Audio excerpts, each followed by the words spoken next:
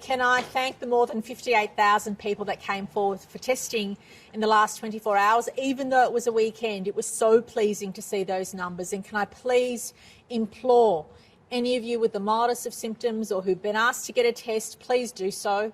We need to keep those testing rates up, including in the next 24 hours, crucially in the days ahead, because that will give our health experts confidence that we're not missing any chains of community transmission. I foreshadowed a few days ago that the numbers were likely to bounce around, and that's what we've seen overnight. There were 35 cases of community transmission, although 24 of those were in isolation for the entire period. So pleasingly, whilst the numbers have gone up today, pleasingly 24 of those 35 were in isolation for that entire period. So health is obviously more concerned with the 7 cases that were in the community during their infectious period for the entire time that we understand they were infectious, and that's what health will be monitoring the next few days. I know everybody is keen to know what's going to happen beyond Friday's lockdown, as am I, but what I can tell you with certainty is that the next couple of days will be absolutely critical in allowing our health experts to collate the data that we've had in the last week and then to present their advice to government. I can say that the lockdown certainly has been effective in not doubling and tripling the figures that we were worried about. It's given our contact tracers the ability to maintain control over the virus. But what it has foreshadowed is that, unfortunately, when a small number of people do the wrong thing, it does result in extra cases. And I want to thank the vast majority of our citizens who've done absolutely the right thing. But unfortunately, having a party when you're not supposed to have a party is not doing the right thing. And we know, and Dr.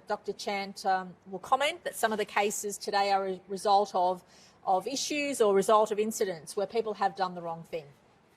I do implore everybody to keep at it. Let's not give up. Let's make sure we're maintaining the rules that we've been asked to do. And again, as Dr. Chant has stressed on many occasions, outdoor settings are far less risky than indoor settings.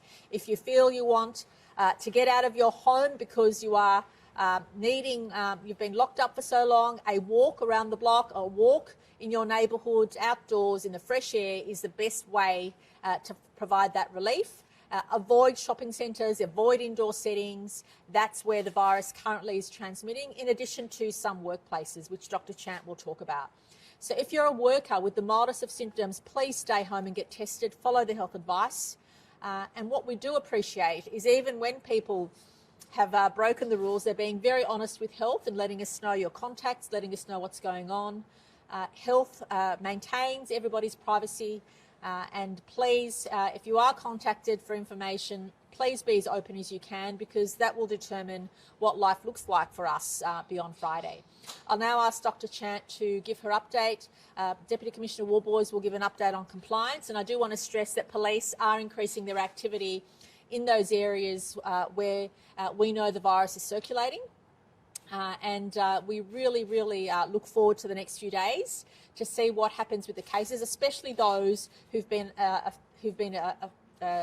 obviously circulating in the community whilst infectious, and that's really what the health experts will look at. Those in isolation, we expect the case numbers of people in isolation to keep going up. We know how transmissible or how contagious the virus is, so if you live in the same household as someone or you're a close contact in isolation, yes, of course we're worried about your health, but we also expect that you will develop the virus because of how contagious it is. But what we're really looking at is the number of people who've been still infectious in the community and what impact that will have in the next few days.